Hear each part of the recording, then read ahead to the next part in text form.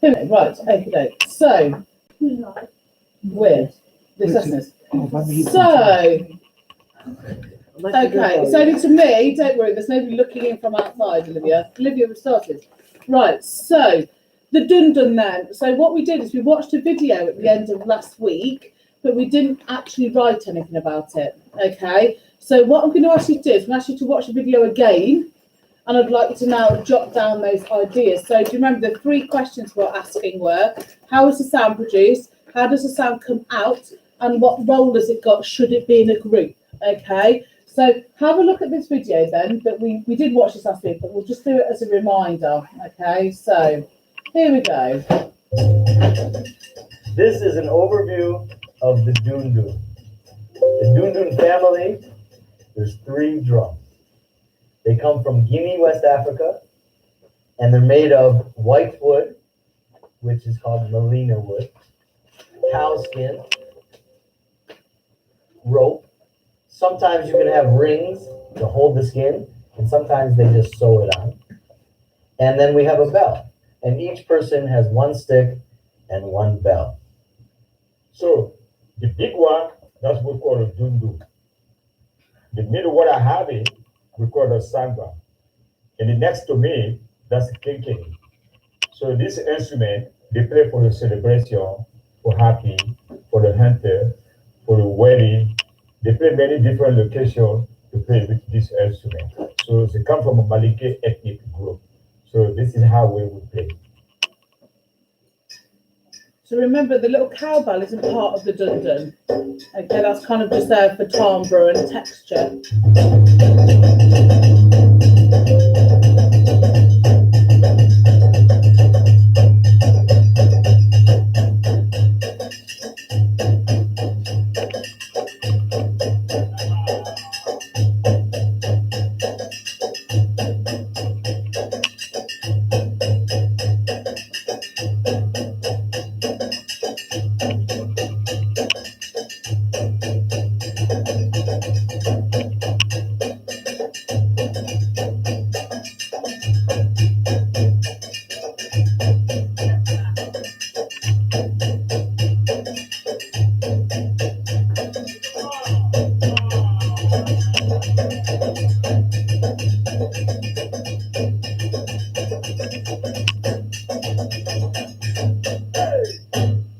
Okay, so jot those down then. So how is it played?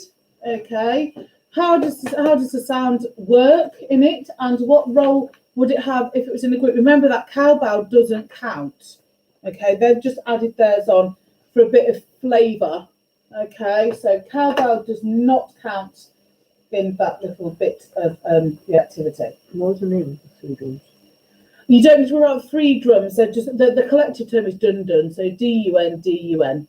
Okay. They don't ask you in great detail, but what they might ask you is say what instrument is playing. And if it's quite a boomy bass instrument, African piece, you say Dun Dun. Okay. You can hear, I think you can hear the ones that are sticks and hands. So you can tell the difference, I think, the timbre. Don't know. Don't like the Dun Dun. Sorry, I'm just loading the next one. And then I think it'd be quite satisfying to play. Got like, poof. Okay, so the Dun Dun then. Okay, so it's skinned. Okay, so you've got skin that goes both sides of the Dun Dun. Okay, it's hit with a stick. The ropes down the side just tension the skin. Okay, that's all they do. They're just there for kind of tension the skin, make sure it doesn't resonate too much. Okay, and what role would it have had it been a group? Well, it isn't a group. What role has it got? What to do? The something. Harrison. I put rhythm. Rhythm, brilliant. Okay, yeah. So it has the rhythm part, doesn't it?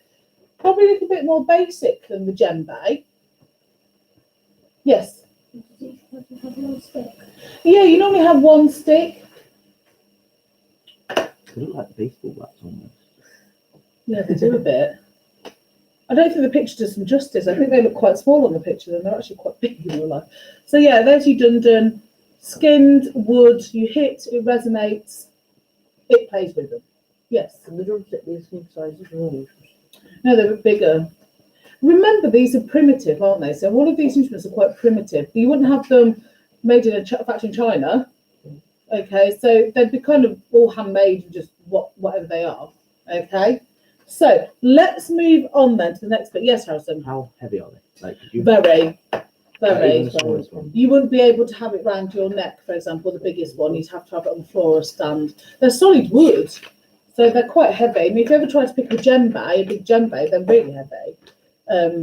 Yeah, so they'll be quite weighty. Right, now I appreciate on the booklet, there's not a lot of room here, okay? So on your booklet, you've got kind of this bit here, which is quite tight, really. But we are going to look at these. We're not going to look at the maracas because they're maracas, but we are going to look at the rest. So I know you don't have a lot of room, but can you just maybe write the name and what it does in a group and how it's played? If you can just bullet point it, like, one, sticks or no sticks or hand or what have you, that'd be quite helpful.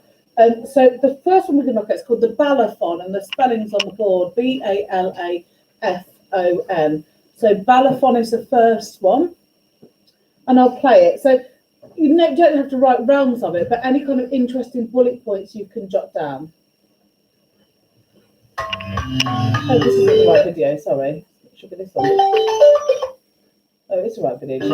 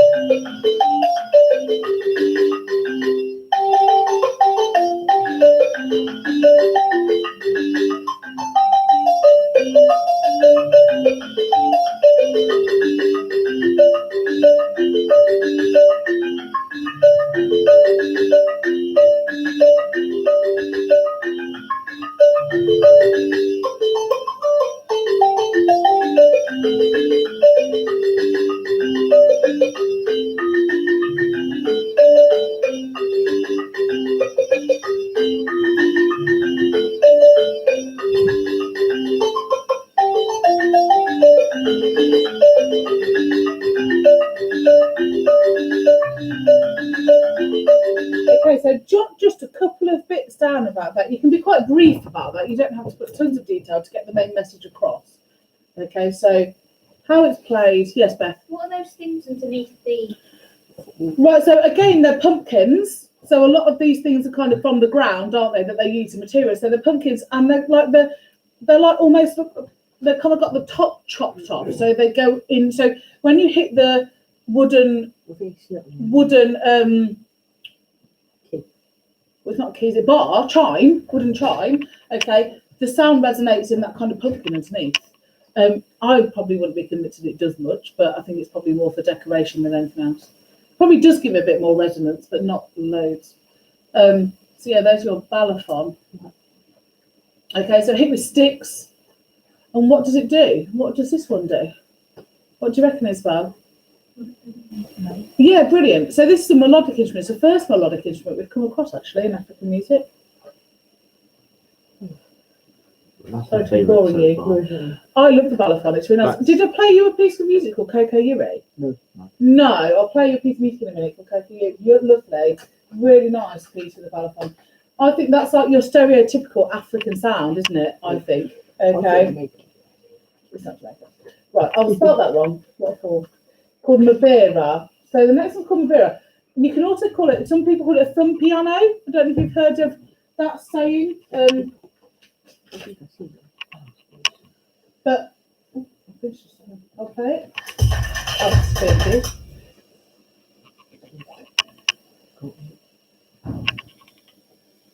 And after Beyonce. Here we go. So Mabira.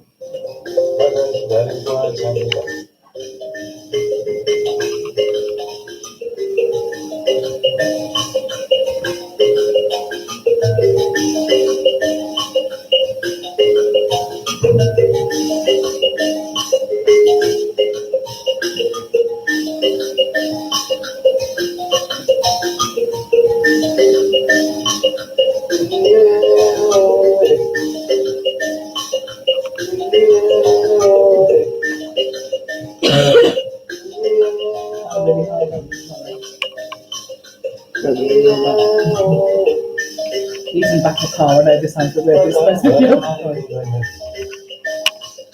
Quite a nice sounding instrument, isn't it? It looks horrible, but it actually sounds quite nice.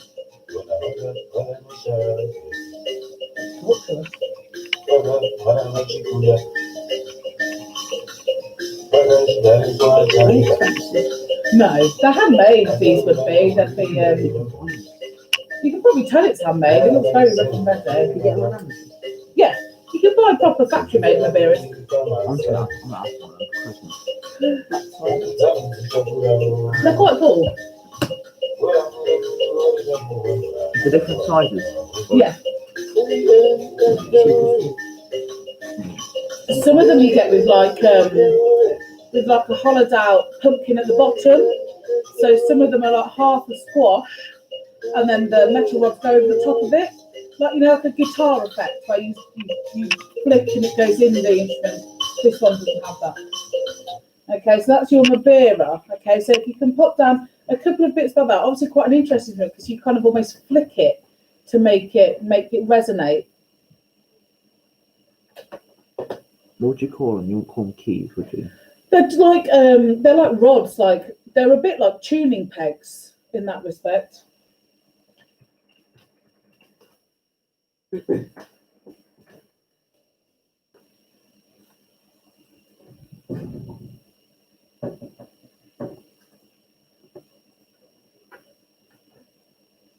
Okay, and what role would it have, Bethany? Had it been a group? Melody. Yeah, brilliant. Okay, obviously he's accompanying, isn't he? So he's got any sort of melodic role it has, whether that's accompaniment or main thing. Yes. That you sort of reality outcome.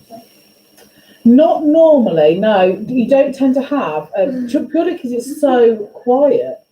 Yeah, but then also not do you have like really big ones. No, they're called thumb pianos. You get them in varying sizes, but they tend to be very handheld. You wouldn't have one that you'd use. The big one. Is there? In the old big one. Yeah, you wouldn't. You would have. You do have ones that are a little bit bigger, a little bit smaller, but generally you hold them and you play them with your thumb, so that kind of depicts how big it could be, doesn't it? Oh yeah, sorry, I've got a different screen here. Yeah, but they're still pretty portable. So the next one, it doesn't have a name. It's just called an African flute. Okay, it doesn't have a fancy name like a ney. When we come to when we did Egyptian and things like that, it's just called African flute, or flute is fine.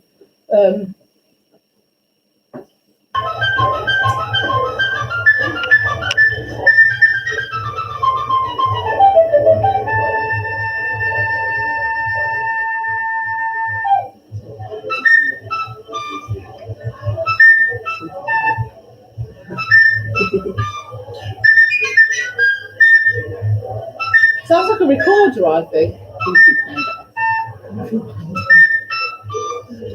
What's the thing with the pan plates? The pans? Panpipes. That's what it sounds like. Rather Yeah, than I think the panpipes sound nice from that. I know what you mean. They're Peruvian panpipes, South American.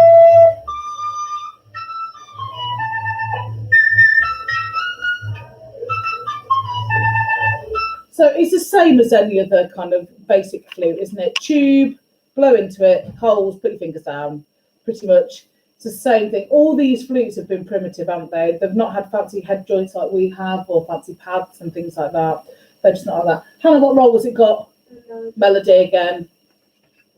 Okay.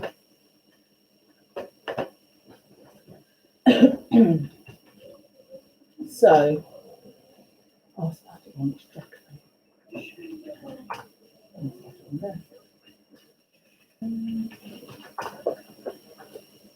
So the next one is called a shekere.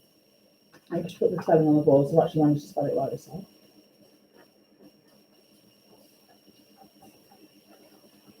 So the spelling's on the board, shekere. It's made out of a gourd, and a gourd is a type of pumpkin. I'm going to show you how to play the shekere. Shekere is a wonderful instrument that comes from West Africa, in the area like Sierra Leone, Nigeria, where long time ago, the first drums, believe it or not, were gourds. Gourds being pounded at births, ceremonies, and just working in the field using to accompany songs. How you play the shekere is very simple. And again, you must try to be really relaxed. You are going to use the palm of your hand to strike the bottom of this instrument while holding it at the top. So it's almost like holding a baby. Okay? So you rest it down on your palm. You have a drum sounding note. But also you did hit beats. So you move the shekere around like so.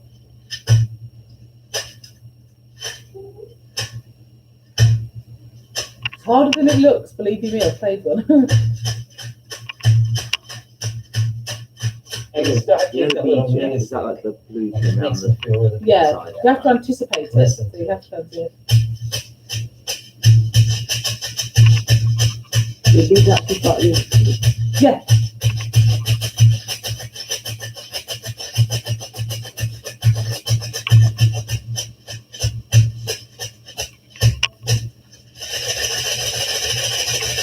You can also add a roll in your playing, which is just this skirt of colorful beads hitting the outside of this gourd. And you know gourds come from the pumpkin family. And when they're dried, after harvest, they become really hollow on the inside. So as you see, the bottom is just like the plain surface of a hand drum, okay?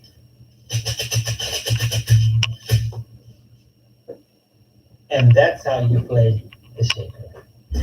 So actually shakery, I've got shakery, which is wrong, but you get the idea. So it's the same. Okay, so pop a little bit back down that. The beads are part of the instrument, it's a whole thing. Okay. And I'll load the last one because we're not going to do maracas. I don't think we should do that. I'll just say. Shakery. Oh, M-A-R-A-C-A-S. M-A-R-A-C-A-S. Maracas. Listen, Yeah, I like writing. yeah. I like that. I'm not gonna, you normally get like lentils, don't you, and beans, dried beans, or dried peas. Did you ever make maracas at primary school? Yeah. Probably. Yeah, I think every child in the world has made a handmade maraca. You didn't. Easy solution, Beth. You just get a Coke bottle, fill it with pasta. There you go. Handmade maraca in 10 Yeah. seconds. Yes. Yeah. What would a maraca play like? What do you think a maraca would play, Harry? I don't know, probably. Rhythm. It can't play melody because it has no notes. What about the The shakery, what do you reckon that'll play? Rhythm. Rhythm. Okay. If you can't play notes on these instruments, it plays rhythm. Anna, thank you. Put those away. We've got a lesson to be doing. Right, so the last one is called the kora. Okay, now this instrument is really, really massive. It looks tiny on the picture, and you play it the wrong way around. Yes. But for the shifter, you've got to shake it. Yeah, you just shake it, and the beads, the beads resonate around the side, and you can like the bottom bit has like a thud, doesn't it? Okay, and it plays the rhythm. And then maracas are maracas. I'm not going to keep going on about maracas. They're really straightforward. How do you spell them? I just want to make sure I got it. M-A-R-A-C-A-S. Yeah. Okay, good. Right. So the last one is kora. So K-O-R-A. And this one, like if you play cello, you play it with kind of the bow around the front, don't you? And the instrument almost faces away from you. This one, it's swizzled to you. So it almost looks like a cello. It's not a cello, but that type of thing. But the strings are facing you. It's a bit weird. Okay, I'll just play it while I'm talking about it. Je commence par la basse, vous voyez?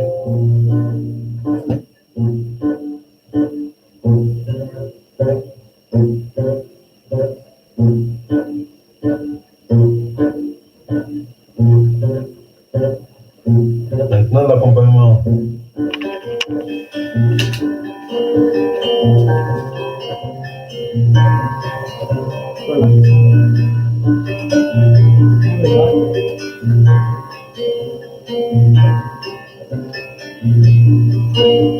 J'improvise maintenant.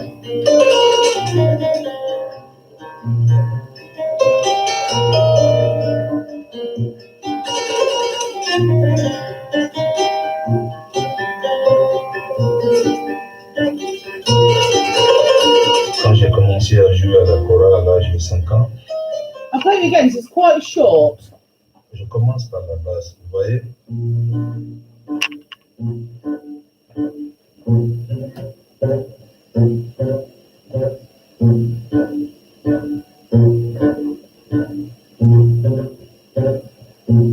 Maintenant l'accompagnement.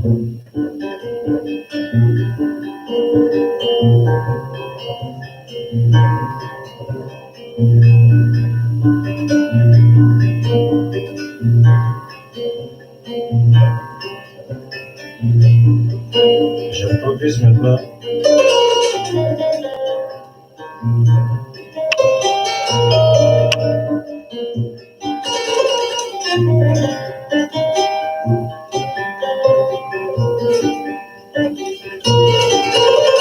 Quand j'ai commencé à jouer à la chorale à l'âge de 5 ans, It's a quite an interesting instrument, actually, really, in a way.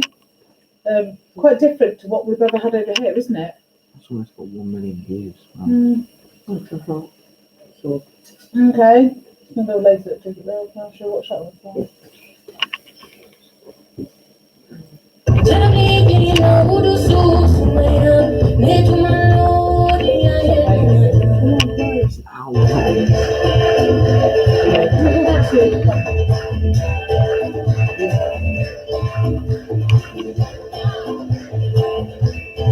Can't really hear it so well on that one.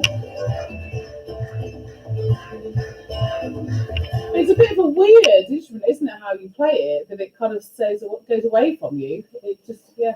Yeah. Lights on. No, they're all the tuning pegs here. Yes. Oh, these for PSHE. Can you just put them on the back table and I'll get them in a minute. Thank you. Yeah, they're all the tuning pegs. They look like bulbs, don't they? But they're not. They're all the tuning pegs for it. Okay, so pop a little bit down about the kora then. Okay, so how it's played. So it's plucked, isn't it, with the fingers? It's never bowed. Okay, it's not bowed at all. Pluck with your fingers, and it would play the melody, wouldn't it? I know it would other play, other parts of the melody. So it might play the accompaniment, it might play the bass, but all of that would be melodic. Okay. It's a bit of a hybrid, isn't it? Really. It's a bit like between a harp and a cello in a way, and a guitar. It's all kind of those things mixed together. Quite an unusual instrument. Right, so can we go back a couple of pages to this page here? So it's the very first page that we did on African instruments where we looked at the talking drum, because we didn't fill in the top bit. We didn't, did we? No. Okay, so let's have a bit of a look then. So now we've looked at them, okay, so African instruments are often made from what? Wood. You could put, they're not often made from pumpkins, that's like one in African music that's made from wood. I think often, Isabel, would be like most of them, okay? So wood, what else is on them? String, okay. What, skin or hide? Okay, they might also use things like bone. So some of the beaters might be made of bone, or some of the tensions might be bone. So all of these kind of like primitive materials. Remember, what's generally the landscape in Africa? Desert.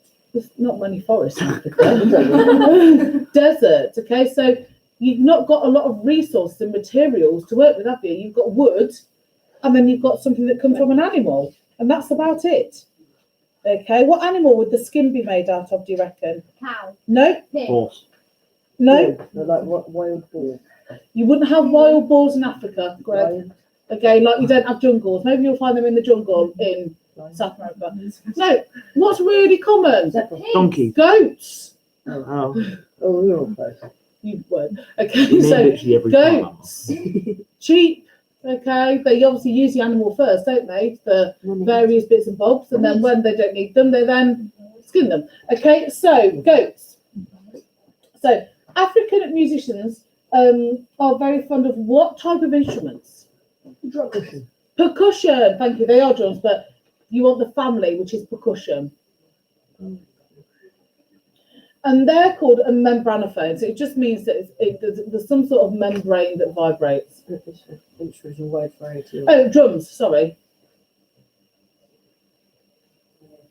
These are traditionally used as an accompaniment to singing and dancing, working and communicating between villagers. Drummers are the most respected member of their community. So Harrison, if you were transported to Africa, you would be held in high regard. You're not though, I'm joking. So, okay, so let's go forward a couple of pages to the page that you've just written all about the balafon and things like that on. We've got done this bit either. We haven't, that's why we're doing it, Greg. Oh, Okay. These Go on then. different types of drums meaning different things, and they're often used as a form of communication. So, well read that sentence. The words, there's two words, and it's called master drummer. So, master drummer. Master drummer, he is the boss. is it double M? The master? That drummer. Oh, yeah. Oh, No. often these to giving signals to the rest of the group to Copy. choose rhythm or sections of the piece and to control it. What do you think a master drum would control? Army. How, like, all the other drummers. Cool. Like, Yeah, so they control all the other drummers, but in terms of a musical keep, element of music, keeps everyone in time. yeah, what's that word? No, Beat. no, Tempo.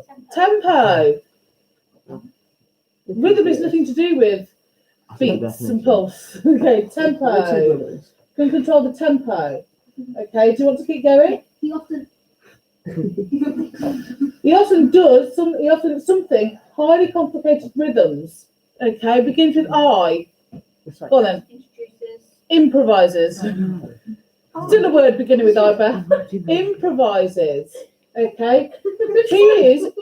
He is the main guy. So what he'll do is he'll set it off. All his little other drummers, they'll keep the tempo, and then he might, over the top of that, kind of show off and improvise different sorts of tempos or put different accents on different beats. Okay. So, then we move on to this bit here. Right.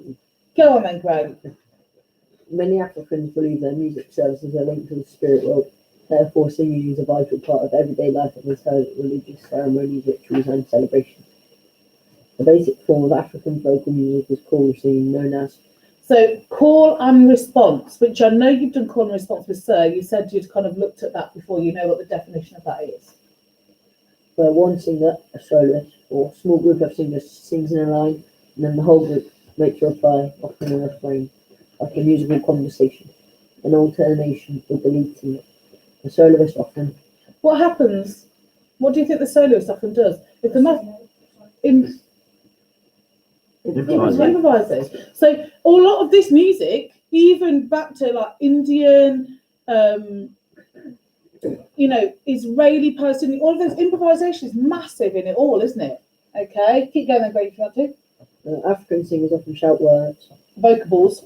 and male and female singers enjoy using their like vocal register, known as. What happens if a bloke sings really high? What's it called? Falsetto. It starts with an F. So lots of kids say falsetto. It's falsetto. So FALSETTO. You get that? FALSETTO. African singing can be accompanied by instruments. It can also be unaccompanied called. What's it called if you sing unaccompanied, Beth? Acapella. A cappella. So A, capital A, I think the pitch perfect, capital A, and then capella, CAPPELLA. Can I read out the last two sentences? But that's Go on then. the best known examples of African choral singing come from the group Ladysmith Black Mambazo. Mambazo. So, Ladysmith Black Mambazo are super famous. You might not have heard of them, but you'll have heard of their sound. So when they start, Live on the web. this is the wrong one. I didn't want that one. This is the one that I wanted. So you've heard of their sound. You heard that sound before? Yes. Yeah. We'll have a listen to it.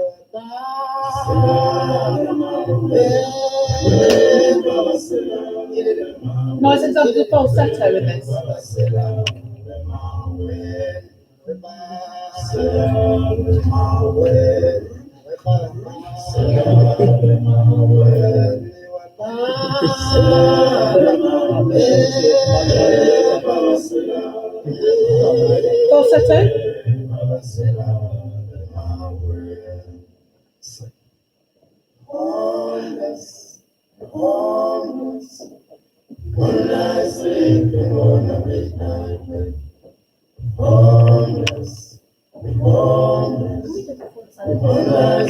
I don't think anybody's got a low enough voice. How low's your voice, Josh?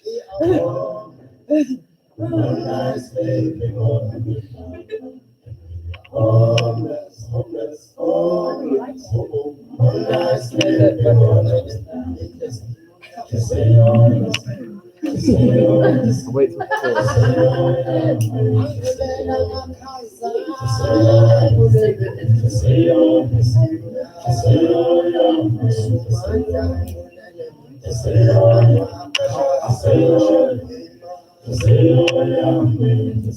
What do you want to do? Sorry, do you still have the books that Mr. Craig created, the Elements of Music book, you know? I've got they're all in their folders. Right. I need them. I just wanted to print your book if I may. I can email you one. Would you? Yeah. I'll do it after. That's super. Thank you so much. Sorry to bother. So that's Ladysmith Black Mambazo. So even if you didn't know what they were called, you've probably heard that sound before. So really rich sound, close harmony, very, very bassy. I mean, I think it's a beautiful sound. Yes. Is that the name of their group? Yeah, so their group is called Ladysmith Black Mambazo. When obviously lockdown's finished, they're always at De Montfort Hall. They're probably they're always performing at De Montfort Hall. At least once or twice a year. I've seen them a couple of times. It's all very similar, so a lot of their music sounds very similar, but they do lots of things in French, Afrikaans. They also sometimes have traditional dancers that come and dance while they're singing. Really, really gorgeous group, but they're massive. They're a lot bigger than that. That's kind of like a tiny proportion of them. But that's one of the most famous kind of African singing groups. The other piece I was going to show you is a piece called Yiri, and it's by a group called Coco. And if you want to write this down, because this is quite an important piece, because we're going to look at this quite a lot, just somewhere either underneath that singers or the opposite page. It's on the board in red. It's called Coco. So Koko is the name of the group, and then Yiri is the title of the song. So Koko and then Yiri, Yiri. Okay, so Coco and Yiri. And it's not a video, it's just the screen. But this is quite a nice piece. It combines lots of melodic things as well. So we'll just have a bit of a listen to this. So you've got your balafon at the start.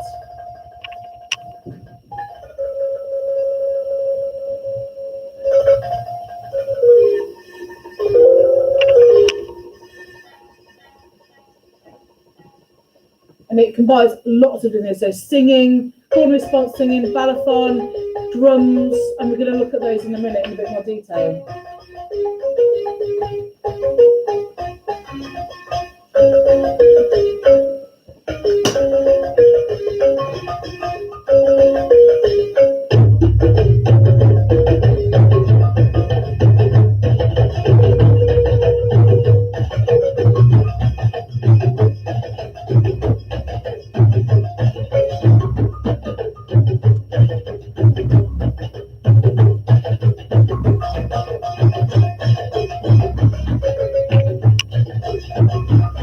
So you'll hear some call and response singing in a minute.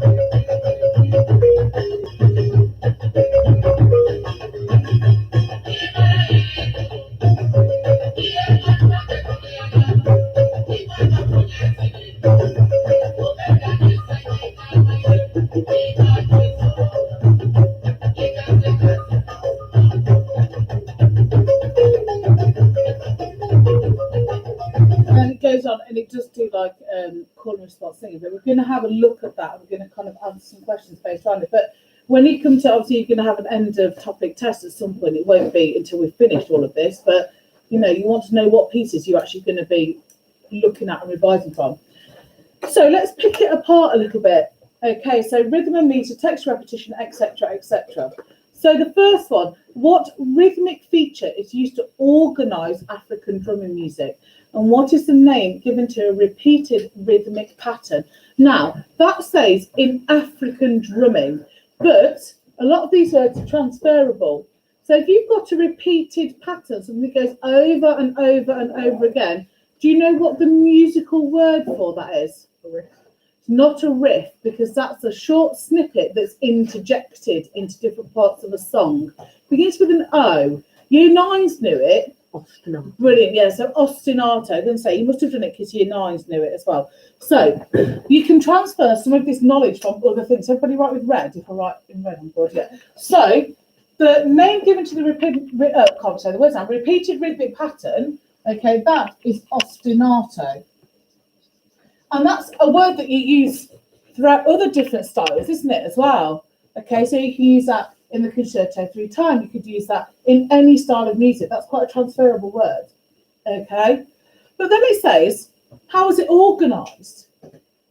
So I'm going to play you not a lot, and you only listen to the drums, so like the bottom bit of that piece of music. So forget the balafon, forget the singing, try and filter those out. But we know that the master drummer would kind of set the tempo, but have a bit of a think. It's a word and it begins with R. Okay, so how is it organised? How do they know what to do?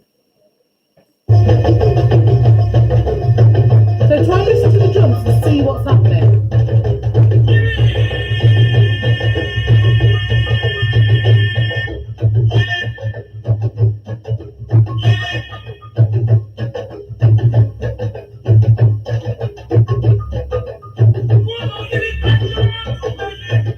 Well, I've played you, what, 10 seconds? Have they changed? No. So what would the word that I'm looking for be? So it begins with R. Caitlin, I've just seen you mouth it. What was it? Repetition. Brilliant. Okay. So I think that question on the surface looks quite tricky, and the wording of it's quite difficult. What rhythmic feature? You'd instantly think of something a bit more fancy than just repeating. Okay, so just be careful of the wording, because there's nothing really to it, is there? It's just a made-up tempo, made-up beat, repeated. Okay, but that could really throw you, those word rhythmic features. Okay, so the answer to that one is quite simply repetition. All it does is it keeps going over and over and over and over again, and lots of different things are layered on top of it. Okay, so what role does the master drummer, we've talked about this very briefly, have within an African drumming ensemble? What is his main job? Go on then. Well, he's in control. He's in control, and what does he set? The tempo. Okay, so he's the boss. Okay, and he sets the tempo. If there are only drums, if there's something else involved, he doesn't, and we'll come to that later. Okay. He also, in a way, I'll put the word conduct, but you know what I mean. He doesn't conduct it with his hands like an orchestral conductor. He plays as well, but he almost conducts the ensemble as well. Okay. How do you think he might change the rhythm? So he's not going to change the rhythm, but how do you think he might vary it? What could you do to vary your rhythm? Improvise. You could improvise over it. What else could you do? Could you think about these? What do you reckon? They are my fingers, yes. What do you reckon you could do? So you can accent different beats, couldn't you? So some you could put more pressure onto, some you could put less pressure onto, some you could just use your fingertips on the drum, some you could use your palm. So I know the djembe is quite a basic drum, but there's lots of timbres you can create out of that. Okay, so how can they vary the rhythm? Do you know how they change the rhythm? They just change the rhythm, okay? But vary is the word we're looking at the minute. Okay, so use accents. You okay with when I say use accents? You know what I mean? Yeah. So they give more pressure to some beats than others. Okay, and vary the timbres of the drums. Okay, so things like fingertips. palms. Okay, so they can do quite a lot with quite a simple instrument.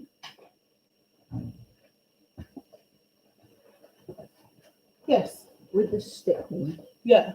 how do you change the tom on it? So you would quite simply either hit them lighter or hit them harder, and that would give an accent to some beats. Okay, yeah, granted, there's not a lot you can do with the dun-dun. And the talking drum obviously is really versatile, isn't it?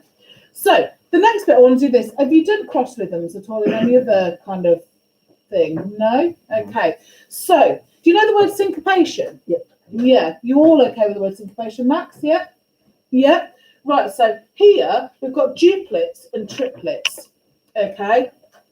So it says, describe the rhythms below being performed simultaneously at the same time. Okay. What effect does it have on the texture of the music? Okay. Shall we clap it? Yes.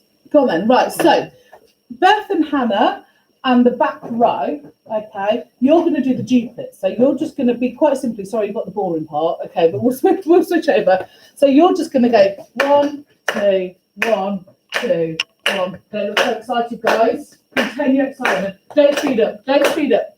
You're going too quick. Hold on. You're getting so slow. It's painful. Listen again. We're like bum, bum, bum. Right. So, in fact, look at the clock. You can do the clock. No, can't do that. Do 2 each one. So, look at the clock. 2 to each one.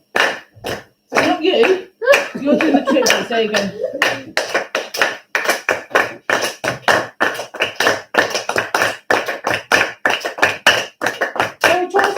Without any break. Up the board, try to start over. 1, 2, 3, 4.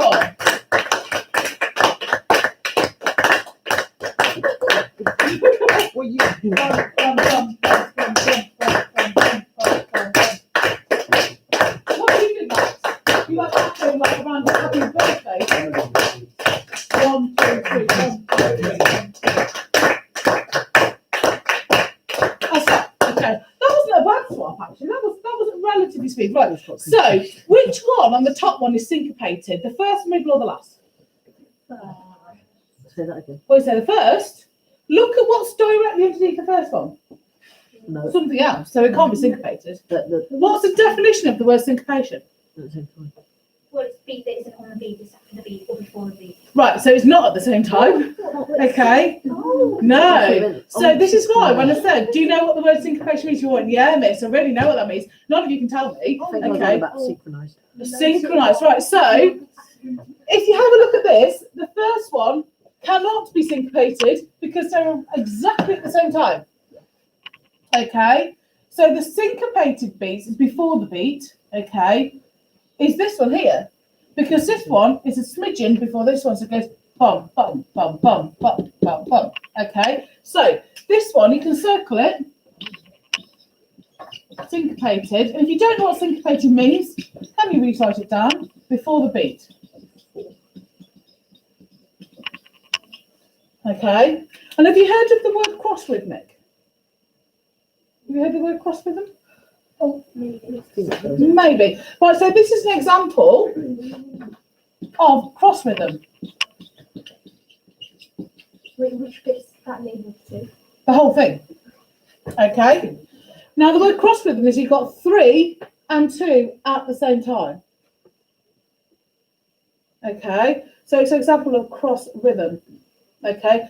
And it gives it kind of a feeling of polyrhythmic. You can say the word polyphonic, that's okay, but phonic generally refers to like, as in like melody, phones, okay? But the correct terminology is polyrhythmic, but you wouldn't have it, it wouldn't be wrong if you put polyphonic. So polyrhythmic, more than one rhythm at the same time, okay?